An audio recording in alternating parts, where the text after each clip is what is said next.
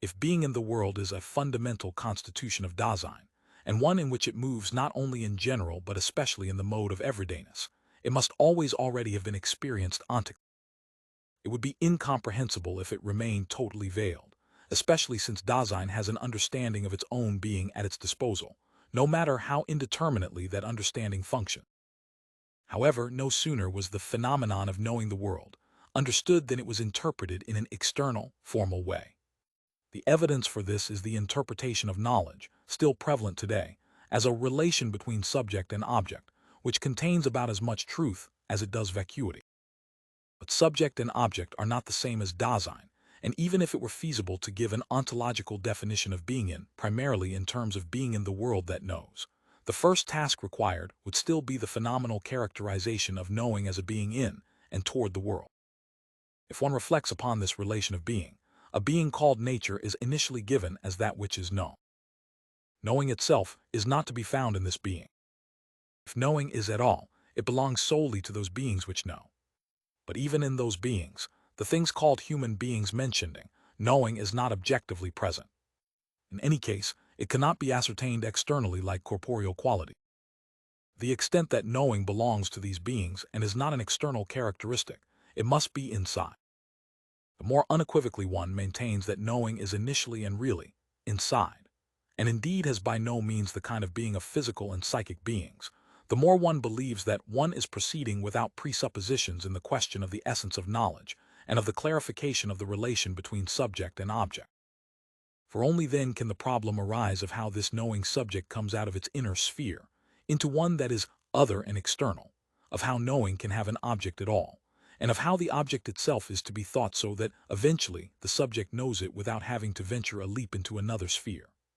But in this approach, which has many variations, the question of the kind of being of this knowing subject is completely omitted, though its way of being was always included tacitly in the thematic when one spoke of its knowing.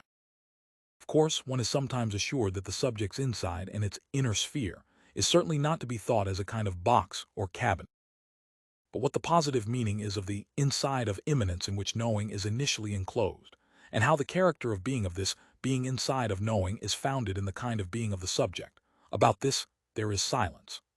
However this inner sphere might be interpreted, if one asks how knowing gets out of it and achieves a transcendence, it becomes evident that the knowing which presents such enigmas remains problematic unless one has first clarified how it is and what it is. With this kind of approach, one is blind to what was already implicitly implied in the preliminary thematization of the phenomenon of knowing. Knowing is a mode of being of Dasein as being enthralled, and has its ontic foundation in this constitution of being.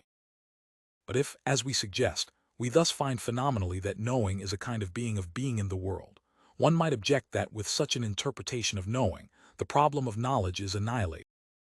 What is there left to ask about if one presupposes that knowing is already together with its world, which it is, after all, first supposed to reach in the transcending of the subject?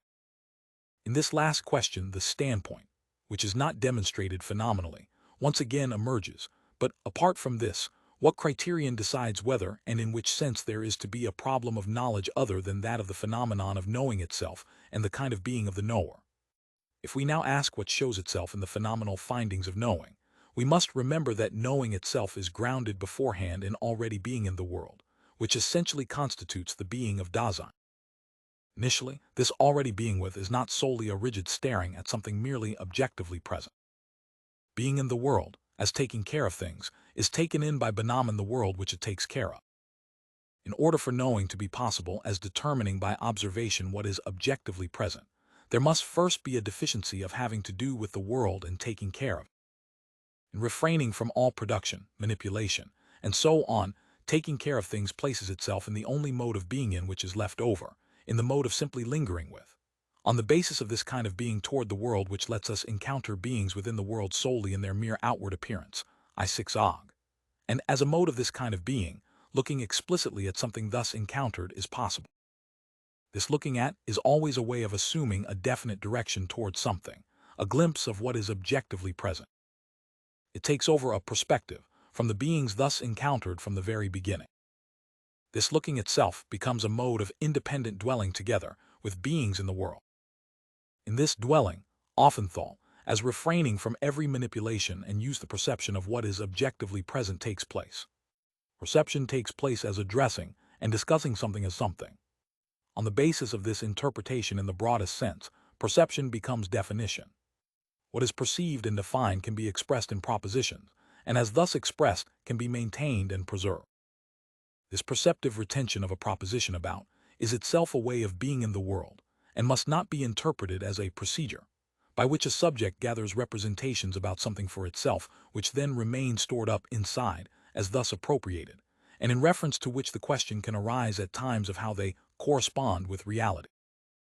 In directing itself toward, and in grasping something, Dasein does not first go outside of the inner sphere in which it is initially encapsulated, but rather, in its primary kind of being, it is always already outside, together with some being encountered in the world already discovered. Nor is any inner sphere abandoned when Dasein dwells together with a being to be known, and determines its character. Rather, even in this being outside together with its object, Dasein is inside, correctly understood, that is, it itself is as the being enthralled which knows. Again, the perception of what is known does not take place as a return with one's booty to the cabinet of consciousness after one has gone out and grasped. Rather, in perceiving, preserving, and retaining, the Dasein that knows remains outside as Dasein. In mere knowledge about a context of the being of beings, in only representing it, in solely thinking about it, I am no less outside in the world together with beings than I am when I originally grasped them. Even forgetting something, when every relation of being to what was previously known seems to be extinguished, must be understood as a modification of primordial being in, and this holds true for every deception and every error. The foundational context shown for the mode of being enthralled, constitutive for the knowledge of the world, makes the following clear. In knowing, Dasein gains a new perspective of being toward the world always already discovered in Dasein. This new possibility of being can be independently developed. It can become a task, and as scientific knowledge can take over the guidance for being in the world. But knowing neither first creates a commercium of the subject with the world, nor does this commercium originate from an effect of the world on a subject. Knowing is a mode of Dasein which is founded in being in the world. Thus, being in the world, as a fundamental constitution, requires a prior interpretation,